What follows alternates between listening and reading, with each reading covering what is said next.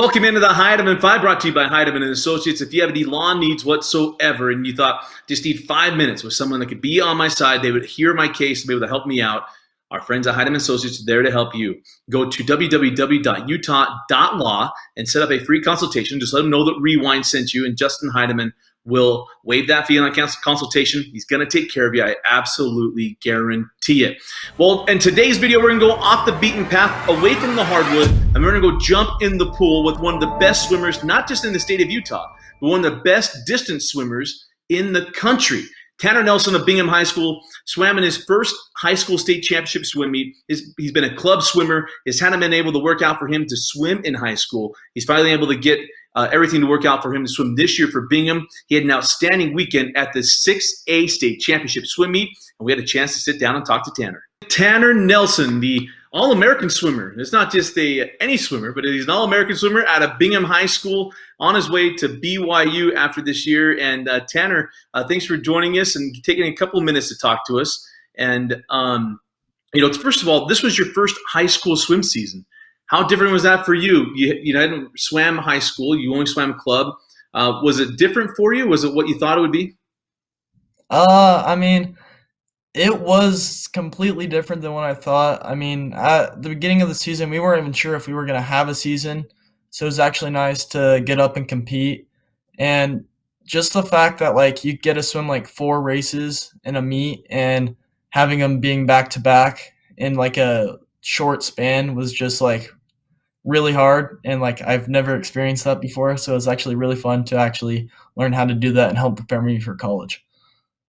Well, you talk about how different that was because, most people will now know you own 3 state records. Tell me if I'm wrong, but the 200 and the 500, you now own the state records, but also in the 200 or the 100 butterfly.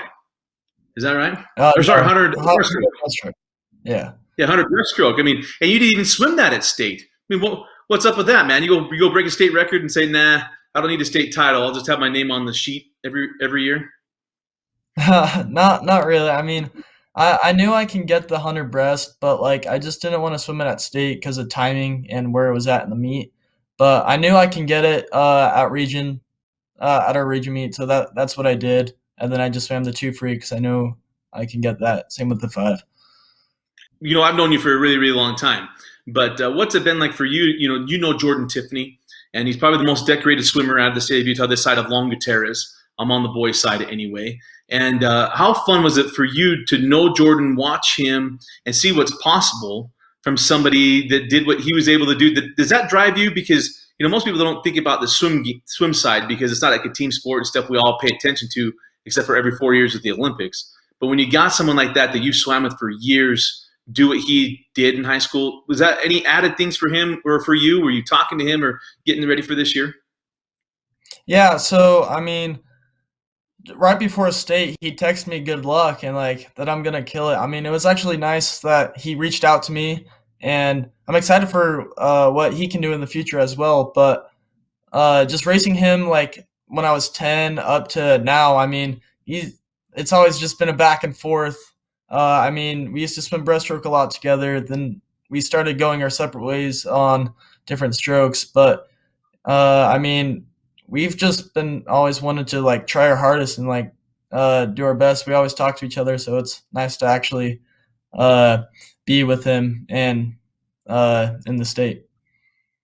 One of the big things that we talked about a lot on the stream during the state tournament meets is the fact that you're really close to getting to your trial time.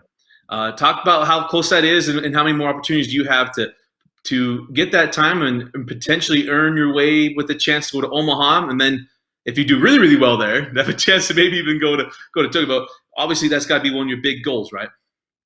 Yeah, so it's been one of my goals for the past 2 years. I'm 2 seconds off in the 200 IM and the 400 IM.